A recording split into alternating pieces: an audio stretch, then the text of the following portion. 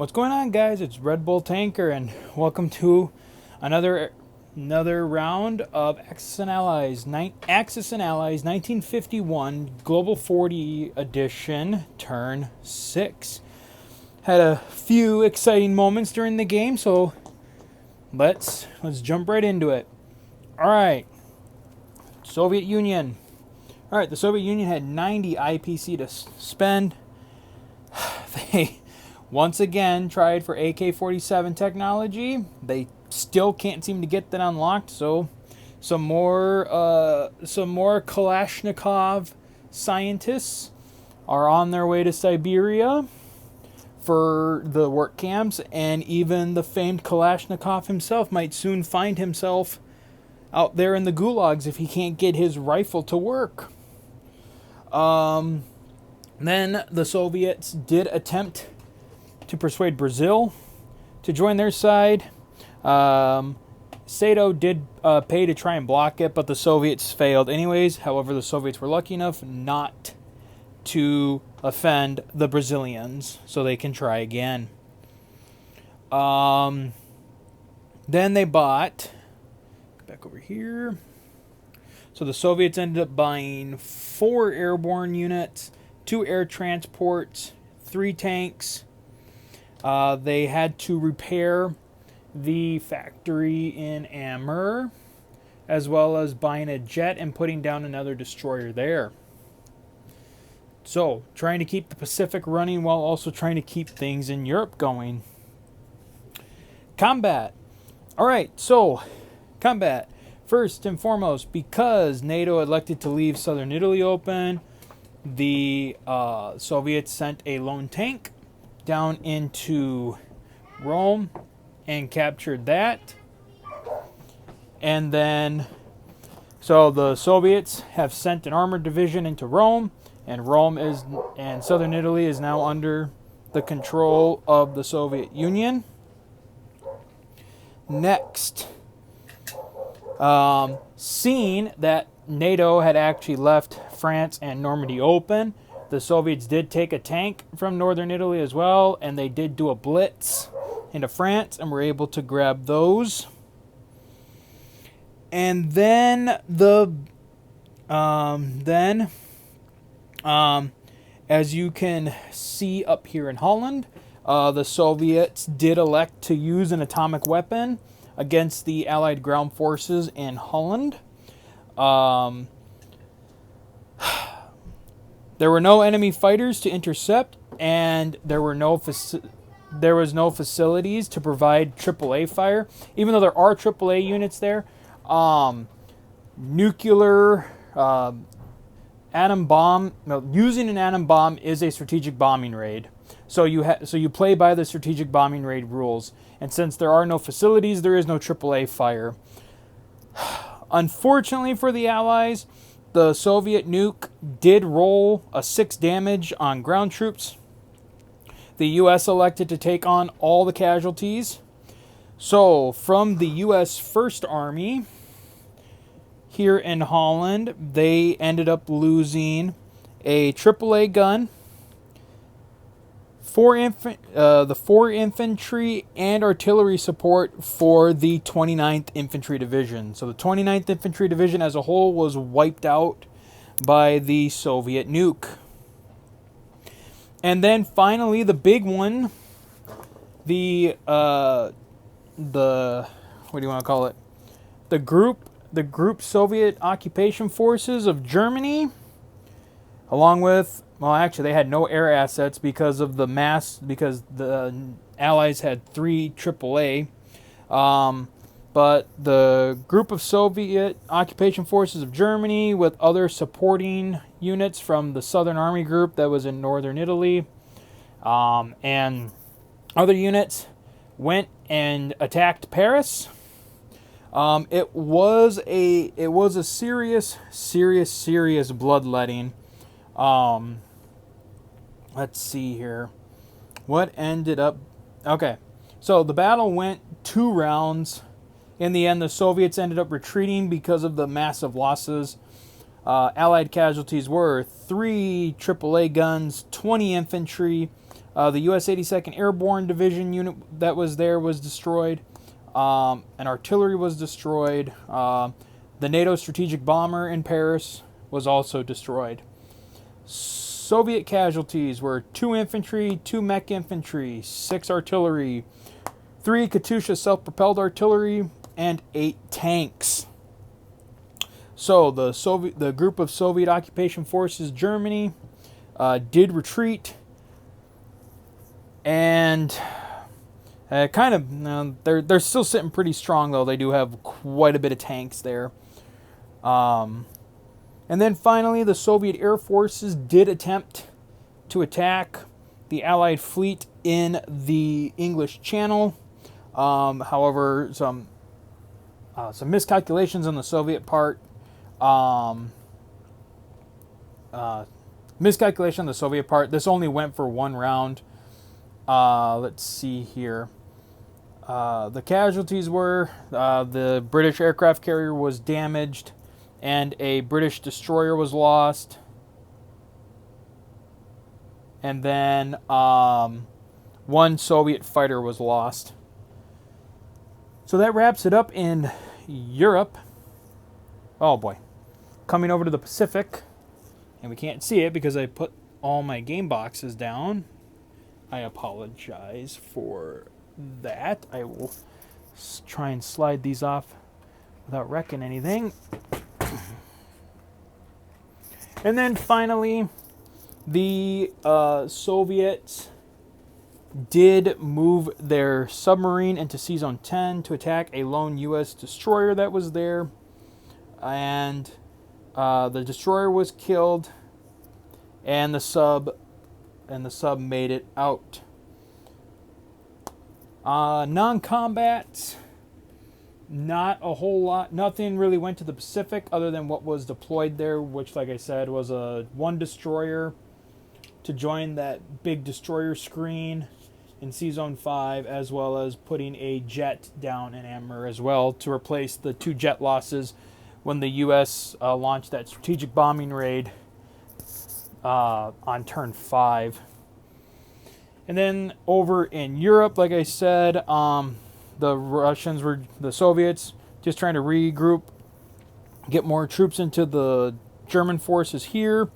And then because the situation was becoming untenable, the Soviets decided to take their 1 tank in Transjordan and retreat it back into Iraq, and then brought some reinforcements from Turkey, and then moved these forces in, while also taking troops from these guys from Greece who went into Albania are in Yugoslavia now. All right, so then at the end of the turn, the Soviets collected 90 IPC plus 8 for bonuses, so they got 98 at the end of their turn. NATO really couldn't do much this turn just because of the threat to the capital. So they had 29 to spend. They spent 27 on infantry, placed them in Paris, saved 2, no combat. At the end of the turn, NATO collected 20 IPC plus 2 saved. They got 22. NATO didn't want, as NATO, I didn't think it was a good idea to really try take away any reinforcement, any units from Paris. We're going to need every unit in Paris. So kind of trying to rely on our allies to retake our territories for now until whether we can guarantee that the capital is going to be safe, or if we're just going to lose Paris. All right, over to China. China had 40 IPC to spend. They bought 2 tech dice and were able to unlock the war bonds. So now they'll get extra money at the end of their turn. Like I said, war bonds will work the same as they do in Axis and Allies 1940. They also bought 1 mech, 3 tanks, and a fighter. Saved 2 IPC. Combat, their major combat was here in Malaya. They were able to rid Malaya of its British occupiers. Casualties for that battle were the British lost 3 infantry, a tank, and then 2 Sato fighters were destroyed. They could not retreat. And then the Chinese lost 1 infantry, 1 mechanized infantry, and 3 artillery. And then next, so recall that in this sea zone, the Chinese had a sub and 3 destroyers. They went up to the Philippines to try and destroy the Allied fleet that it was gathering off of the Philippines. However, it didn't go China's way. China was able to destroy a Sado destroyer, a British cruiser, but they ended up losing their sub and 3 destroyers. And then finally for China, they took their jet in Peking and attacked the 2 Allied transports off of Okinawa. They were both lost. However, in this game, you can take pairs of transports. You can take 2 transports, pair them together, and they'll get to roll 1 die at 1 for self-defense, though they'll still be taken last as casualties. They did not score a hit on the Chinese jet. Non-combat, not a lot. They're just China's kind of in a position right now where, I mean, now that they've successfully finished up taking this, now they can focus elsewhere. Which also, because they finally took Malaya, they got another bonus. This one is titled Greater China, and it's 10 IPC a turn. Once Korea, Hong Kong, French Indochina, Siam, the Shan State, and Malaya are under Chinese control. So China will be definitely getting a shot in the arm now with all their possessions in their hands. And so then at the end of the turn, China collected 40 IPC plus the 2 they saved, plus the 13 for bonuses, and then they rolled a 1 for their war bonds. So they ended with 56 IPC. All right, Great Britain. All right, with losing Malaya, that kind of laser focuses the British's attention. Britain had 24 to spend. They tried to do technology for heavy transports. They didn't unlock it. So they bought 4 infantry. Then they bought 4 infantry and a tank for London. Combat. They moved their troops from Egypt, and then using this transport, the infantry that they had in Egyptian Sudan, and they landed in Transjordan and took that back for the Empire. Next, their last attack was the assault to destroy the Soviet tank occupying Normandy, Bordeaux. They went under the moniker of the Canadian Army. The British attacked with 2 airborne units, 5 infantry, and a self-propelled artillery gun. The battleship and destroyer were brought down. The battleship did try to bring on support fire, but they failed in that role. And then Britain was able to kill the tank at no loss to them. So then the Canadian Army was formed under those units. Non-combats, not really any non-combats for the Brits, mainly because part of it, they can't reinforce Holland, Belgium because it's been nuked. They won't be able to do that till next turn. They can't move anything out of Holland, Belgium because it got nuked. NATO did not collect the IPC on Holland, Belgium because it was nuked. So Holland, Belgium was effectively out of the game for a whole turn. All right, next, Sado. So Sado had 33 to spend. They once again, they put 2 in to get assault rifles, and they succeed in getting the assault rifles. So now all their infantry get to re-roll 1 missed. All the infantry get to re-roll 1 missed dice, or any missed dice. They also bought 2 more airborne. They bought 2 airborne and a destroyer that they eventually placed in the Philippines, and then they also bought a jet fighter that they put down in Borneo. Sado did not do any combat. All they did was they took the 2 airborne that were from Australia and then brought them up to the Philippines. That was pretty much their only non-combat this turn. And then at the end of the turn, They collected 28 plus 5 for bonuses, and that was their turn. All right, for the United States. All right, so for the United States, they had 78 to spend. They did try to get long-range aircraft technology, unlock more on long-range aircraft technology. That didn't work. So then they did their standard purchase of 2 infantry, 2 self-propelled guns, and 2 tank for the Eastern United States, as well as buying 2 jet fighters. One thing realized with the Americans, kind of realizing with the Allies as a whole, the Allies as a whole in Europe are very, very low on aircraft. They got that 1 fighter up there in Norway, and then really for fighters, they got this. They got a British jet in Paris and a British fighter in Holland, and then NATO has a fighter in France, and then the U.S. has a tactical bomber. But other than that, there really are no fighters. The Allied air power in Europe is very limited, and just kind of realizing that they gotta build that back up. So then, outside of their purchases for the Eastern U.S., they also built 2 destroyers that they placed in the Western United States as well. Combat was only in the Pacific this turn, and it involved more strategic bombing raids from our B-29 and B-47 bombers.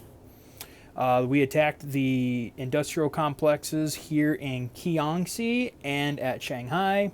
Both bombers survived AAA fire. Kiangsi was damaged for 6, so max damage, and then Shanghai was damaged for 3. Non-combats.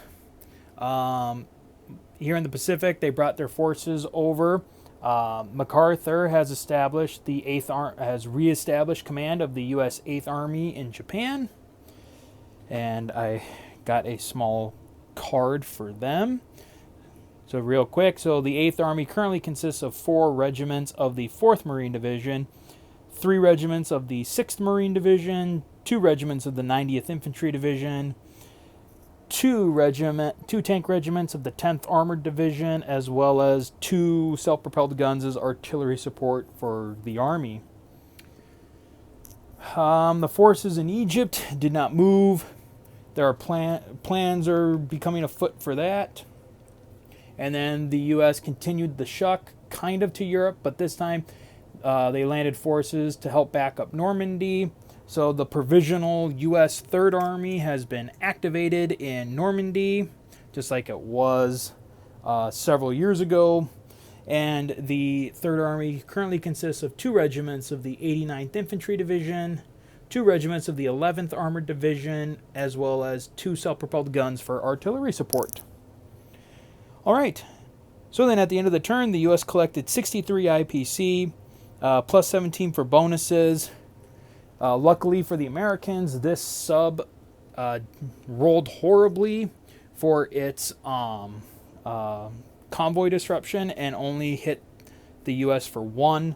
So at the end of the turn, the U.S. collected 79 IPC. All right, well, that is it for turn 6. And, oh, God, I'm always forgetting. All right. Victory cities. So currently Russia, on the European side, the communists are at 6 victory cities and 5 in the Pacific. Okay, so once again, that is it for turn 6. And we will see you guys next time for turn 7. So until then, guys, as always, take care.